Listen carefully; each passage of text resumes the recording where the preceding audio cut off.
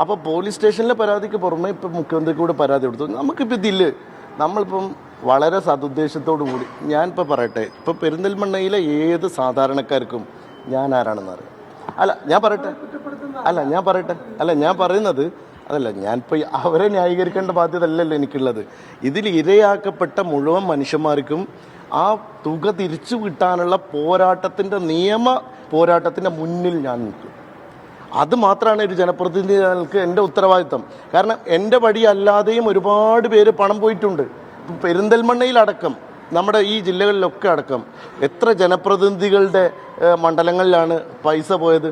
ആ പൈസ പോയ ആളുകൾക്ക് എല്ലാം പൈസ തിരിച്ചു കിട്ടണം. ഇത് വലിയ നിഗൂഢമായൊരു തട്ടിപ്പാണ് നടന്നത്.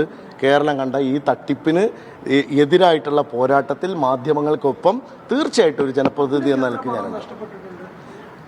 എത്ര പണം എന്നുള്ളത് ഞാൻ കറക്റ്റ് പറയാം. നമുക്കിനിയിപ്പം കിട്ടാനുള്ളത് 24 തയ്യൽ മെഷീൻ, 168 സ്കൂട്ടർ, 316 ലാപ്ടോപ്പ്, 24 ഗ്രഹോപകരണങ്ങൾ എന്നിവ പണം അടച്ചിട്ട് കാത്തിട്ടുണ്ട്.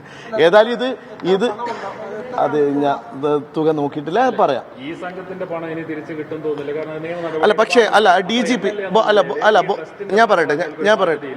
ഞാൻ പറയട്ടെ ബഹുമാന്യനായ DGP ഇപ്പോഴും പറഞ്ഞത്, ഞാനിപ്പോൾ അന്വേഷിച്ചപ്പോൾ പറഞ്ഞത്, ഇയാൾ ഒരുപാട് അനധികൃതമായ സ്വത്ത് സമ്പാദിച്ചതായി അറിയുന്നു എന്നുള്ളതാണ്.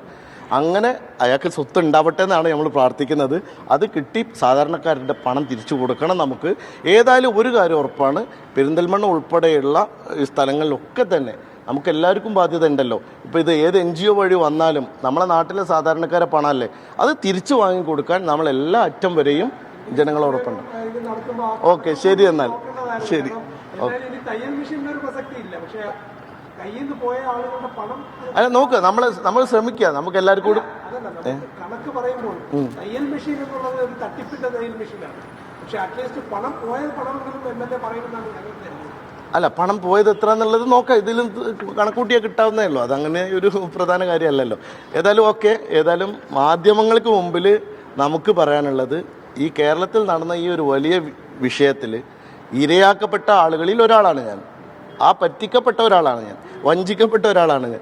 അപ്പോൾ ആ ഒരാളെന്ന നിലക്ക് ഞാൻ പറയുന്നു, ഈ തട്ടിപ്പിനെതിരായിട്ട് നിയമപരമായിട്ടും നിയമം അനുശാസിക്കുന്ന തരത്തിൽ എല്ലാ നിലക്കും ശക്തമായി മുന്നോട്ട് പോകും. Thank you.